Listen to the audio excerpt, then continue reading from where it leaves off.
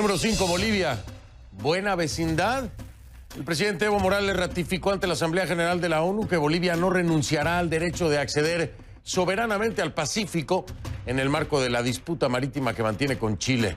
Morales pidió a la ONU vigilar y exigir el cumplimiento del fallo al respecto emitido por la Corte Internacional de Justicia en 2018. Dicha sentencia no obliga a Chile a negociar una salida soberana al mar para Bolivia, pero sí conmina a sus autoridades a mantener el diálogo. En el número 4, Brasil, la falacia de Bolsonaro. El presidente Jair Bolsonaro presentó a Brasil ante la ONU como un país que se salvó del socialismo y como una nación muy distinta a la que retratan los medios de comunicación. El mandatario cree que es una falacia decir que el Amazonas es el pulmón del mundo o patrimonio de la humanidad. Según su visión, el Amazonas no está siendo ni devastado ni consumido por las llamas. Y los periodistas nos equivocamos cuando así lo reportamos. En su mensaje ante la ONU, Bolsonaro redujo la discusión sobre la protección ambiental a términos de soberanía y nacionalismo. En el número 3, Venezuela, pañitos de agua. Los diputados de la bancada oficialista se reincorporaron a la Asamblea Nacional de mayoría opositora. Juan Guaidó, reconocido como presidente encargado por más de 50 países, calificó la reincorporación del oficialismo como pañitos de agua para la aguda crisis que vive el país y dijo que el regreso prueba la fortaleza del Parlamento como único poder legítimo. A las sesiones también se reincorporó el vicepresidente de la Asamblea Nacional, Edgar Zambrano, tras pasar 4 meses detenido de forma arbitraria.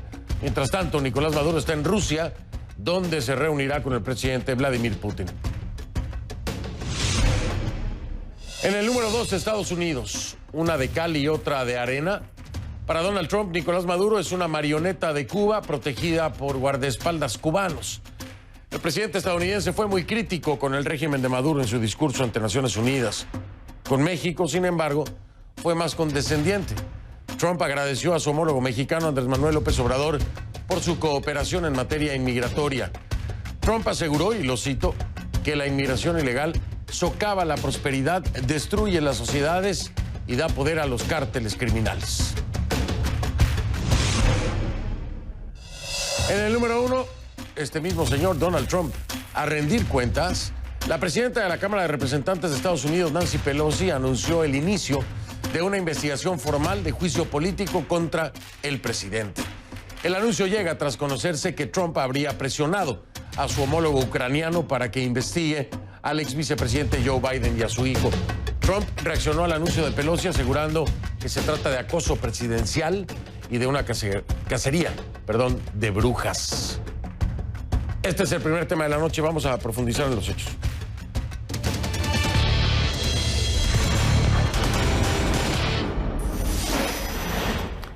Le pido que a partir de este momento me acompañe utilizando la etiqueta #ConcluJuicio Político. El hashtag es #ConcluJuicio Político. Sus comentarios con esta etiqueta, ConcluJuicio Político, a mi cuenta en Twitter, @soyfdelrincón, @soyfdelrincón.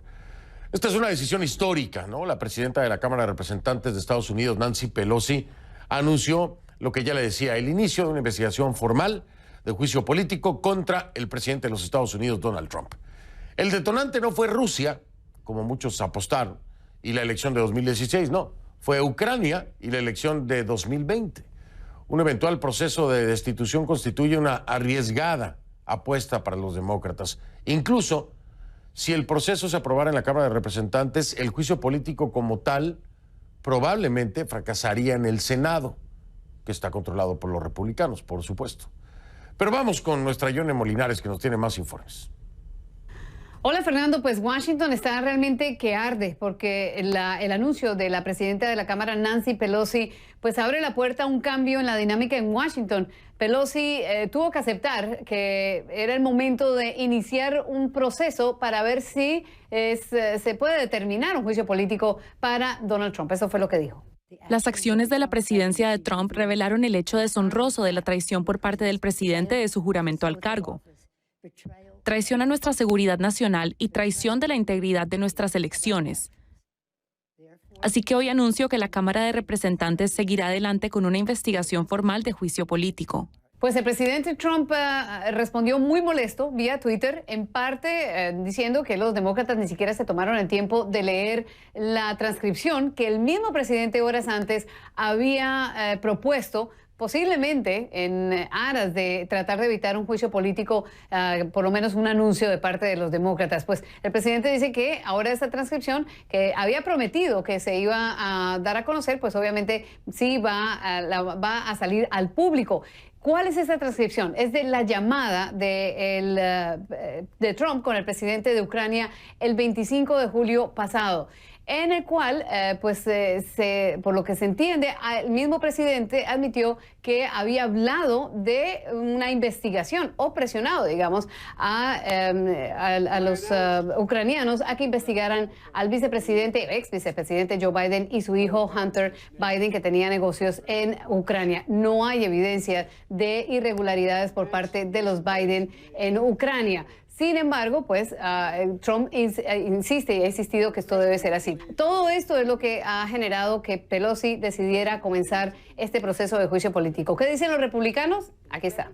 Y también en nuestro trabajo es legislar, no seguir investigando algo cuando no se encuentra una razón para hacerle juicio político a este presidente. Esta elección se acabó. Entiendo que el 2016 no terminó como la presidenta Pelosi quería, pero no puede cambiar las leyes de este Congreso. No puede, de manera unilateralmente, iniciar un proceso de destitución. Lo que dijo hoy no hizo ninguna diferencia de lo que está ocurriendo. Ahora, Fernando, hay muchas cosas en el aire. ¿Cuánto va a durar este juicio político? ¿Hasta dónde va a llegar? ¿Cuáles van a ser las implicaciones? ¿Qué tanto va a colaborar la Casa Blanca? Por ahora lo único que se sabe es que esto va a comenzar lo antes posible, que van a ser 6 comisiones que van a estar encargadas de adelantar diferentes investigaciones, porque no sería solamente sobre la llamada, sino otros asuntos, por lo menos. Eso es lo que dijo el denunciante, el funcionario de inteligencia que denunció al presidente ante el inspector general de la oficina del director de inteligencia. Pero también está pendiente de ver qué pasa de aquí en adelante con la Casa Blanca. Inicialmente sí, la administración estaría ya a punto de ayudar o de por lo menos proveer más información, incluyendo la del denunciante, que es la que había tenido retenida y que había molestado a los demócratas. Todo esto está pendiente, es definitivamente un cambio en Washington, Fernando. Sigamos a estar muy pendientes porque todo esto llega en plena campaña electoral. Fernando.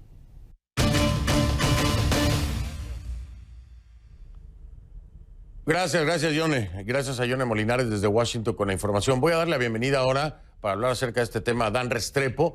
Es abogado, estratega demócrata, colaborador político de CNN. Fue asesor presidencial y director para el hemisferio occidental del Consejo Nacional de Seguridad durante la presidencia de Barack Obama. Dan, bienvenido. Gracias por estar aquí. Siempre un placer. Muy buenas noches.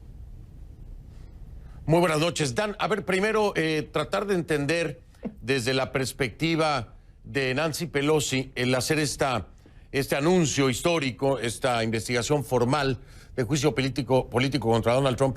¿Podría tener vida? Claro que sí, en la Cámara de Representantes, pero en el Senado es muy difícil. Es muy difícil, ella lo sabe y es un cálculo político que para muchos no nos hace sentido. Sin embargo, ¿podría tener esta otra arista que no estamos viendo?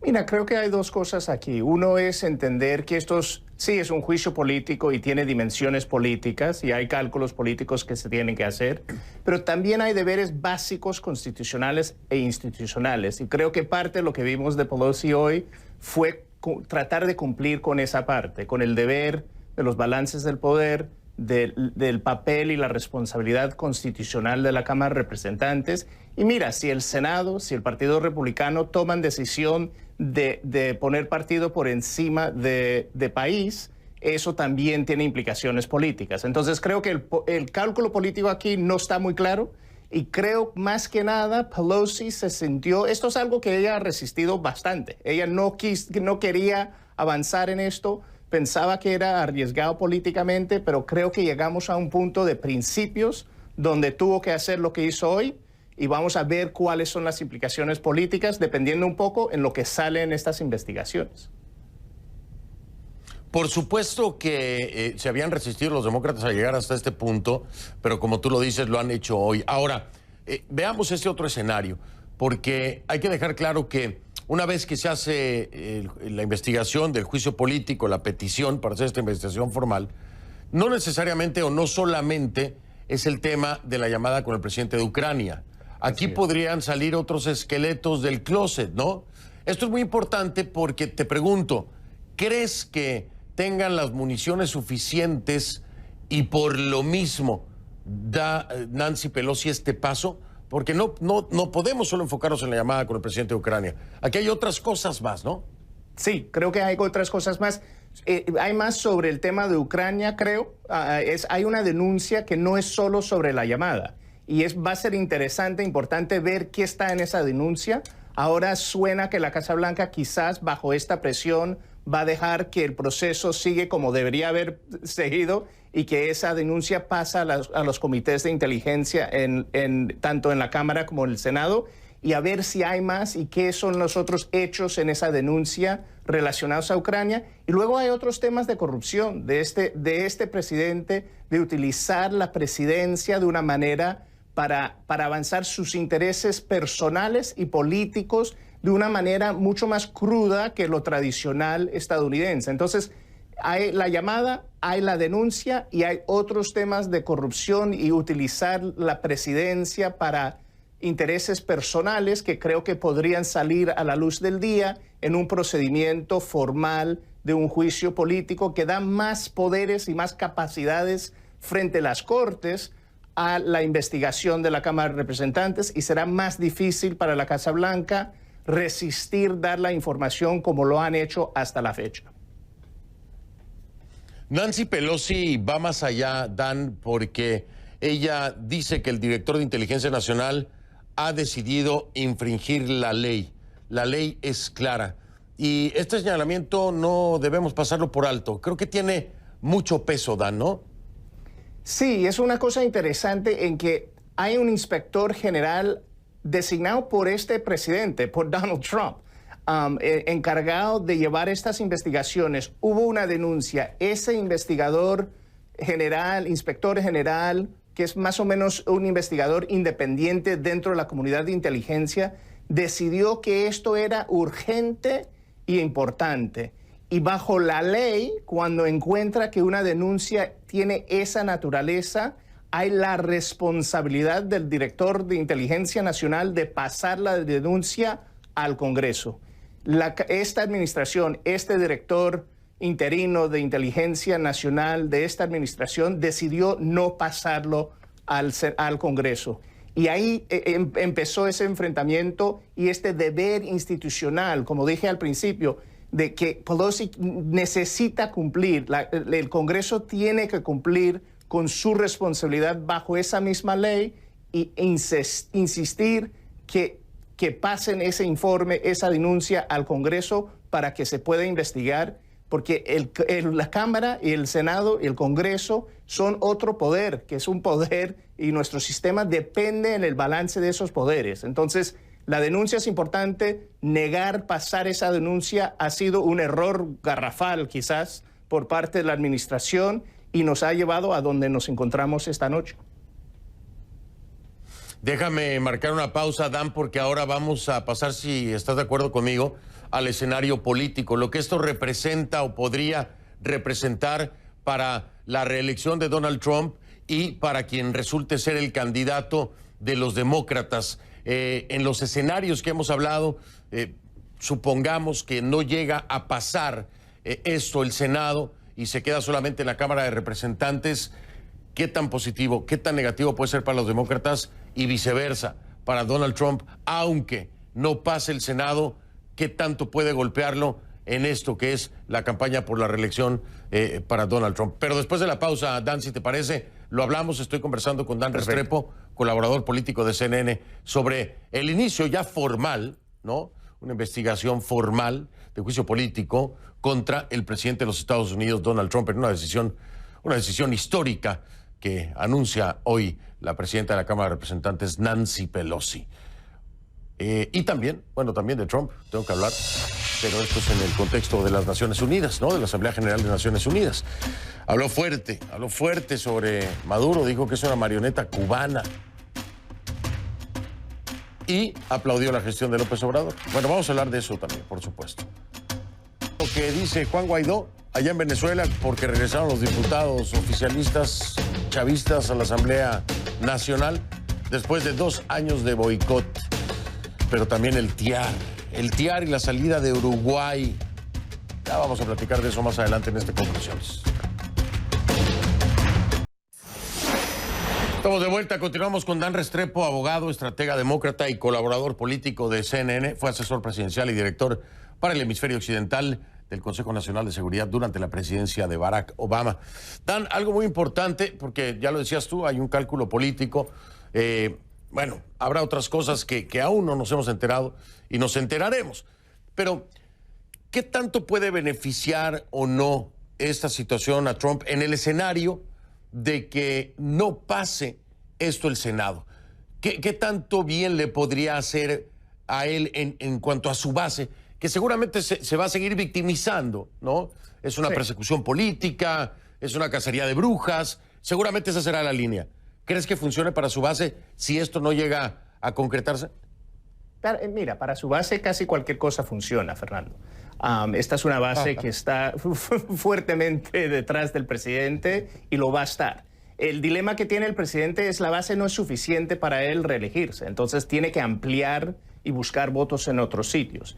Y ahí este juicio y el enfoque en su manera de ser como presidente de los Estados Unidos. Esto no es mirar hacia el 16, esto es mirar a hechos en la presidencia. Creo que eso le complica la vida buscando esa ampliación de la base. Entonces, con la base le va a ir bien porque le va bien con la base. Y él sabe manejarse muy bien con su base. Pero aquí le puede afectar sí o sí una investigación que saca a la luz su manera de ser y su manera de utilizar la presidencia por razones personales, privadas, políticas, personales. Eso le complica esa ampliación que él necesita, de alguna forma, lograr entre hoy y el 3 de noviembre del año que viene. Ahora, esto es muy interesante, Dan, porque seguramente, vaya donde vaya, esta petición formal de juicio político, de investigación para juicio político, va a ser usada por los demócratas. Va a ser el arma de mayor calibre, porque de ahí lo estarán retomando, ¿no? ¿Qué tanto le puede favorecer entonces a los demócratas, dependiendo de entre tantos quién quede finalmente como candidato a la presidencia?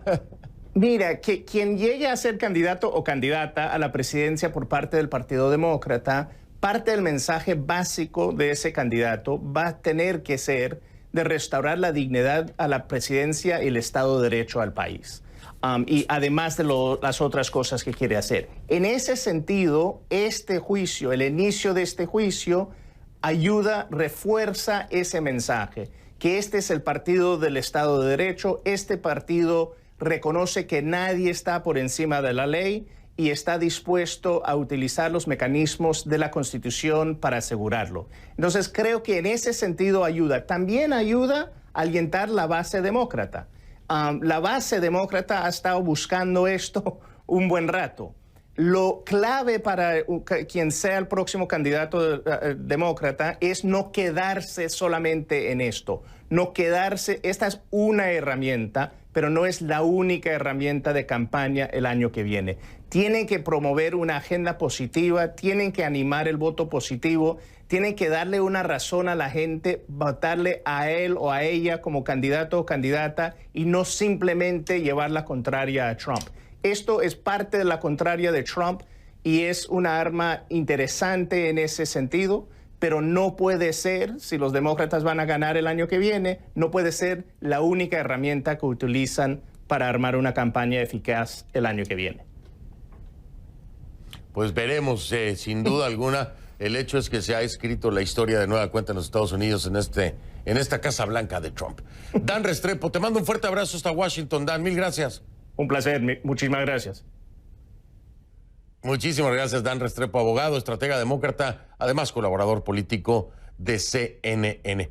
Y bueno, cambiando un poco el giro, aunque de todas formas estamos hablando de Trump, antes de que se anunciara esto, ¿no?, la investigación para un eventual juicio político de manera formal por parte de Nancy Pelosi, Donald Trump daba su discurso en la Asamblea General de Naciones Unidas. que de hecho había dicho que le había ido espectacular en el día y le habían echado a perder el día precisamente con este anuncio de Nancy Pelosi, los demócratas, ¿no? En esa locución, el mandatario fue muy crítico con el régimen de Nicolás Maduro. De hecho, dijo que Maduro es una marioneta de Cuba. Eso fue lo que dijo.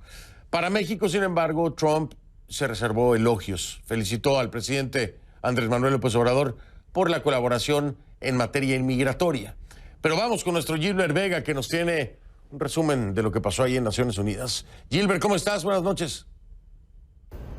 Hola Fernando, buenas noches. Pues un día de intensa actividad aquí en la Asamblea General de Naciones Unidas, una agenda que comenzó con la presencia de los presidentes de Brasil y también del presidente de Estados Unidos, Donald Trump, su tercera intervención aquí en el marco de la Asamblea General de Naciones Unidas, donde ha presentado nuevamente su visión nacionalista y también indicando pues que el futuro no pertenece a la globalización, sino a los patriotas. Y es justamente en el marco de ese planteamiento que el presidente Donald Trump ha reiterado sus políticas migratorias. Ha dicho que mientras sea presidente de Estados Unidos, pues va a continuar defendiendo las fronteras y ha hecho un llamado y también una advertencia a quienes intentan ingresar ilegalmente a Estados Unidos a través de la frontera binacional entre México y Estados Unidos, pues que estas personas serán regresadas a sus países. El presidente Trump también reconoció los esfuerzos del presidente Andrés Manuel López Obrador y también por el hecho de haber destacado algunos militares en la frontera para controlar la inmigración ilegal. Así habló el presidente Trump. Uno de estos desafíos es la inmigración ilegal que evita la prosperidad, divide a la sociedad y le da poder a carteles de delincuentes. Así, la inmigración masiva ilegal no es segura y no es sustentable para todas las personas involucradas. Los países de los que emigran estas personas se están vaciando y el capital humano se echa a perder. Y como parte de esta visión nacionalista, el mandatario estadounidense también ha criticado el socialismo. Dice que Estados Unidos nunca va a ser un país socialista y eso lo llevó a hablar también de modelos socialistas que existen en la región, enfatizando sus críticas al presidente de Venezuela, Nicolás Maduro. Dijo que esta es una dictadura y ha confiado en que se pueda restablecer la democracia en ese país, para lo cual dijo, pues Estados Unidos está siempre al lado del pueblo venezolano. También criticó al presidente Nicolás Maduro por sus relaciones con Cuba. Así lo calificó como si fuera un títere de los cubanos. El dictador Maduro es un muñeco cubano, que es un títere cubano que se esconde en su propio pueblo, protegido por las fuerzas cubanas, y que quiere esconder y dejar en oscuras sus propias faltas de intereses. Desde la última vez que he hablado, he establecido a los venezolanos que están atrapados en esta pesadilla, por favor sepan que Estados Unidos los apoya. Y en este marco van a continuar los diferentes discursos este día miércoles con intervenciones muy esperadas, no solamente de algunos de los mandatarios de la región como Colombia, Guatemala, Honduras, República Dominicana, sino también del presidente de Ucrania y del presidente de Irán, Hassan Rouhani. Esto es todo por ahora, Fernando, desde las Naciones Unidas. Gracias Gilbert, saludos hasta Nueva York. Y nosotros hacemos pausa, vamos a regresar con Venezuela y todo el acontecer, ¿no? Los pañitos de agua de Guaidó, el TIAR, lo que ha dicho el canciller del Uruguay, Rodolfo Nin Noboa, se han retirado del Tratado Interamericano de Asistencia Recíproca, en fin, de todo como en botica en Venezuela. Ya regreso. Misión especial que es conformada por 5 diputados, escuche bien, la misión de estos legisladores va a ser para revisar los actos y decisiones de la CICIG, o sea, de la Comisión Internacional contra la Impunidad de Guatemala, que como sabe durante 12 años, con apoyo de la ONU, operó en el país destapando escándalos y encausando a los presuntos responsables de esos hechos. Bueno, ahora estos diputados van a investigarla en Guatemala. Ya vengo.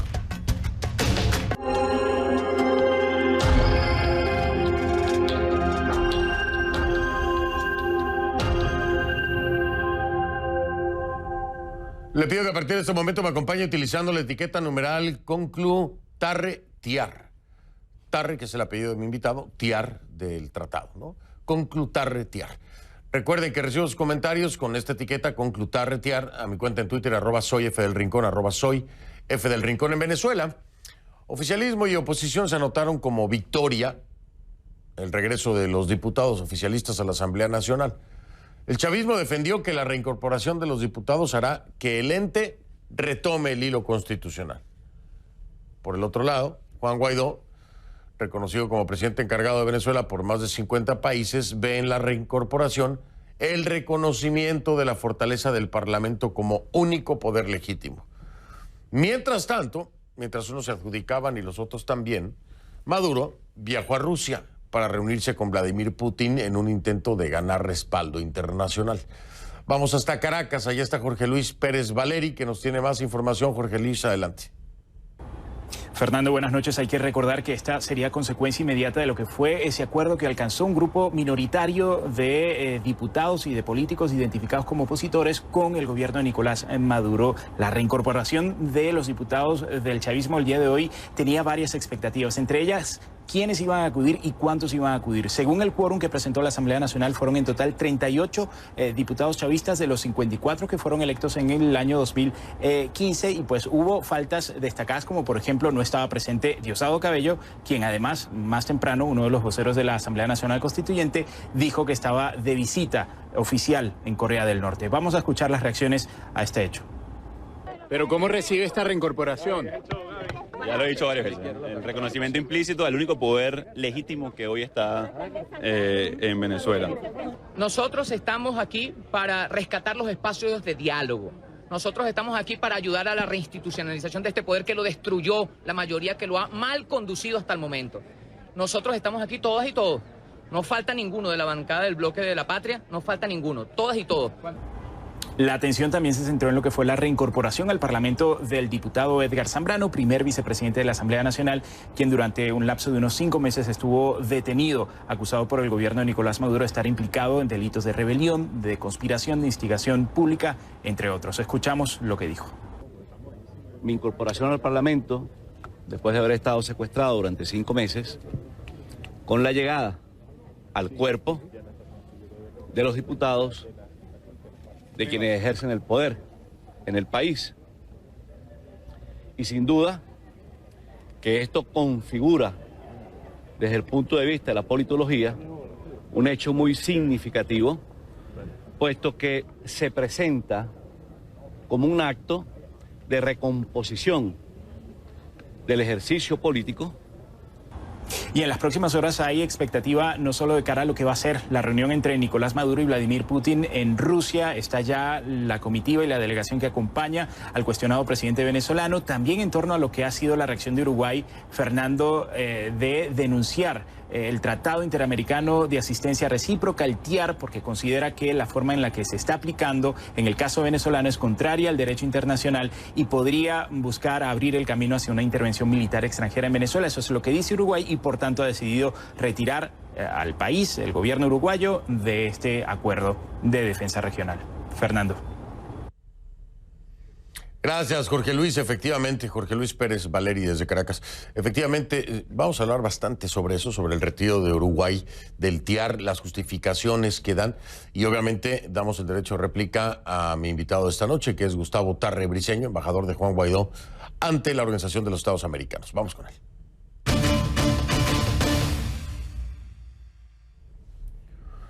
Le doy la bienvenida entonces a Gustavo Tarre Briceño, embajador de Juan Guaidó en la OEA. ¿Cómo está, don Gustavo? Buenas noches. Buenas noches, Fernando. Un gusto, como siempre, estar por aquí. Al contrario, el gusto es nuestro. Recibirlo aquí es muy importante, sobre todo para escuchar cuál es su reacción ante lo que hoy ocurre con Uruguay, en la voz, obviamente, de su canciller Rodolfo Nin Noboa, que dice que Uruguay jamás se prestará para justificar acciones de esta naturaleza, refiriéndose a acciones como la intervención armada en Venezuela. Esa es una de tantas, porque al rato le avanzamos, pero no bajó al TIAR de obsoleto, ilegal, muerto y enterrado. Además aseguró que erosiona la institucionalidad. Pero de entrada, De entrada, ¿qué reacción hay de parte suya acerca del retiro y la primera declaración de Nin Noboa? Fernando, hace como un par de semanas conversamos aquí sobre las reuniones internacionales que se vienen repitiendo para analizar la situación venezolana, y decíamos que ya había habido suficiente conversación, usamos incluso la expresión bla, bla, bla. Y una de las cosas que yo planteé en aquel momento es la importancia de que las reuniones tuviesen resultados concretos, resultados que ayuden a restablecer la democracia en Venezuela.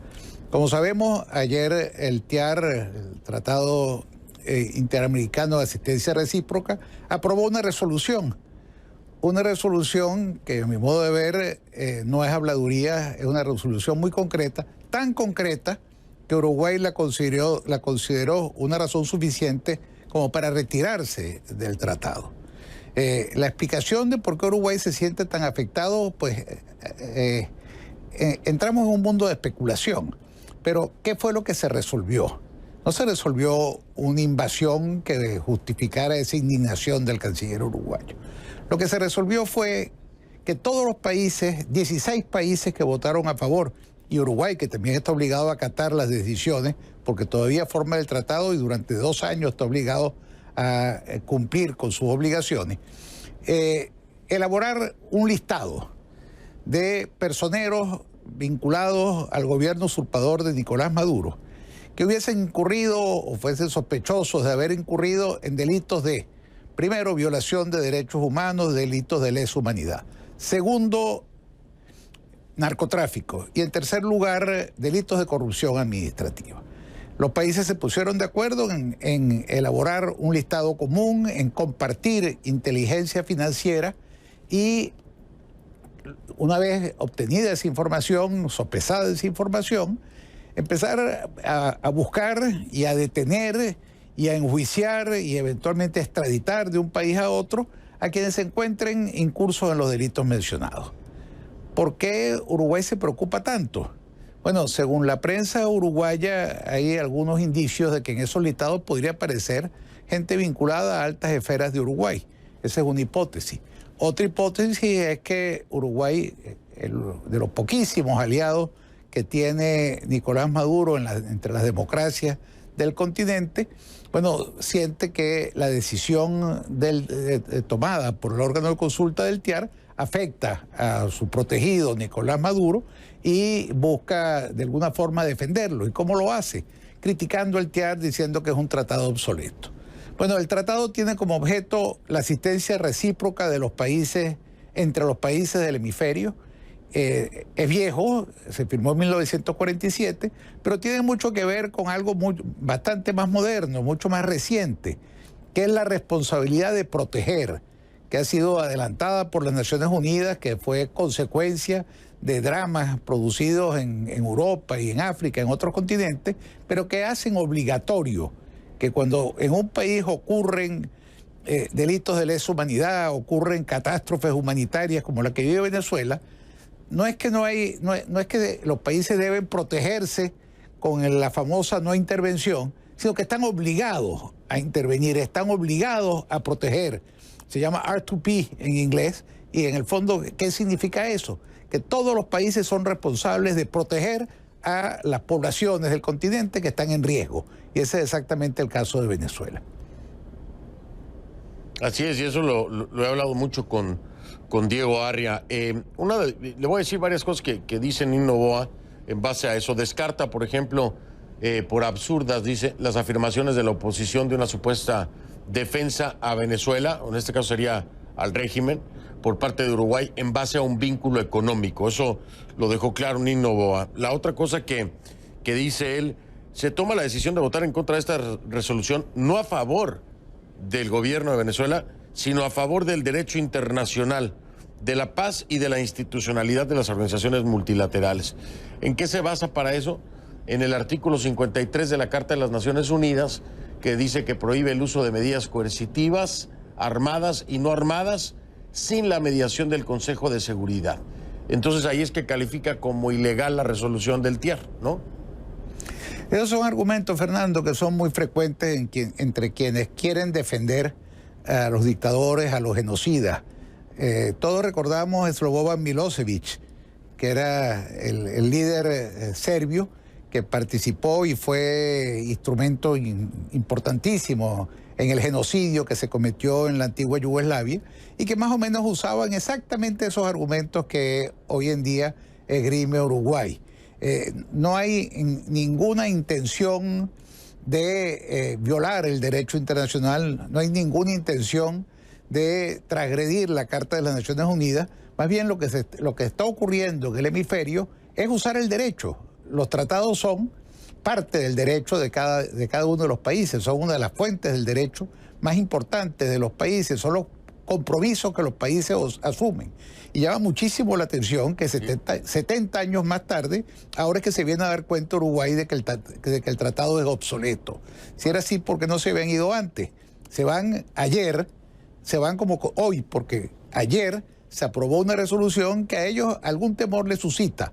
Y según la prensa uruguaya, hay en el Uruguay muchos delitos de corrupción que pueden salir a la luz pública cuando lo aprobado ayer se haga una realidad. Déjeme marcar una pausa, don Gustavo. Salimos del tema de Uruguay para entrar un poquito más de lleno en cuanto a este tema de compartir información financiera que pudiera llevar a la captura de...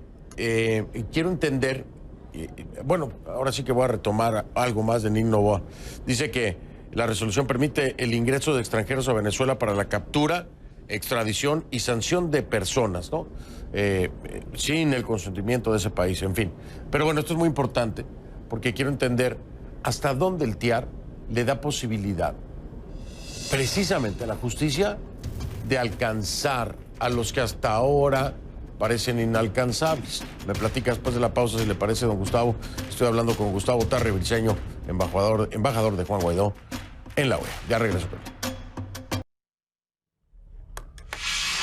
De vuelta con don Gustavo Tarre Briceño, embajador de Juan Guaidó en la OEA. Le preguntaba antes de ir a la pausa, ¿hasta dónde las herramientas del TIAR le podrán permitir eventualmente a la justicia alcanzar a los que hasta ahora han sido inalcanzables, don Gustavo? Mira, precisamente esa es la intención. Un expresidente de Venezuela decía, nadie roba para los nietos. Toda la gente que se ha enriquecido de manera ilícita, y las sumas son astronómicas, Fernando, se habla de 300.000 millones de dólares que han sido robados al dinero del pueblo venezolano. La gente que robó el dinero no quiere irse a vivir a Managua o a La Habana o a Minsk o a Moscú o a Pyongyang. Ellos quieren disfrutar su dinero y, como falsos revolucionarios que son, les gusta darse la gran vida. Y uno lo ve en la forma de vestir, lo ve en los carros que compran, lo ve en las joyas que usan y en las mansiones que habitan. Y esas mansiones están precisamente en los países capitalistas, en los países de economía abierta. Esta primera parte de nuestra acción se limita al hemisferio occidental, al continente americano. Pero estas mismas ideas las vamos a proponer a la Unión Europea, de manera tal que no tengan a dónde ir a disfrutar del dinero mal habido. Y que de alguna manera terminen además, no solamente que se les impida disfrutar del dinero, sino que además terminen en la cárcel. Y no solamente aquellos que se robaron la plata del pueblo venezolano, sino aquellos que violaron derechos humanos y aquellos que participaron en delitos de narcotráfico. El objeto es castigar, y castigar directamente y llevar a la cárcel a aquellas personas cuya culpabilidad se demuestre, y mire usted, Fernando, que son muchas. Bueno, ¿qué le puedo decir? ¿Qué le puedo decir, don Gustavo? Estoy de acuerdo con usted. Yo me tengo que despedir. Le voy a pasar una nueva versión, ahí la piensa. Nadie roba para los nietos, pero hay algunos que robaron hasta para los tataranietos. No, les alcanza hasta allá. Así es. La versión aumentada. Don Gustavo, un abrazo, mil gracias. Saludos allá en Washington. Igual, Fernando. Muchas gracias. Gracias. Gracias, Gustavo Tarre Briceño, embajador de Juan Guaidó en la OEA. Hago una pausa y ya regreso. Redes sociales a sus órdenes. Nos vemos, si usted quiere, en Instagram. Mi cuenta es F del Rincón. F del Rincón en Instagram. Ahí la tiene usted. Ahí lo veo. Gracias. Hay que impulsar. Soy Fernando del Rincón y como siempre le digo, si no lo vio en Conclusiones, no lo vio. Si usted me lo permite, nos vemos mañana desde Nueva York, en vivo, Conclusiones. Hay entrevista con un presidente, pero no le digo cuál. Véanos mañana. Pásela bien.